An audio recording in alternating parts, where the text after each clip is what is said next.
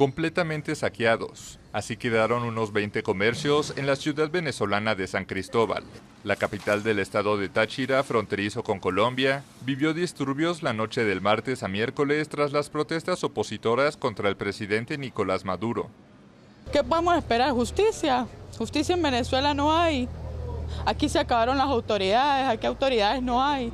Aquí hacen y deshacen en el pueblo, acaban con todo y aquí no hay guardia, aquí no hay policía, aquí no hay ejército, aquí no hay nada.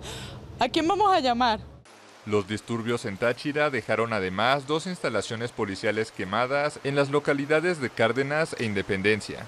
Asimismo, falleció un joven de 15 años, elevando a 43 la cifra de muertos en las manifestaciones que se extienden desde hace 7 semanas. El gobierno ordenó militarizar la región para aumentar la seguridad.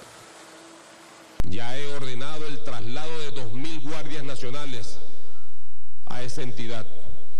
Y he ordenado trasladar también 600 tropas de operaciones especiales para cumplir con esta segunda fase del Plan Zamora.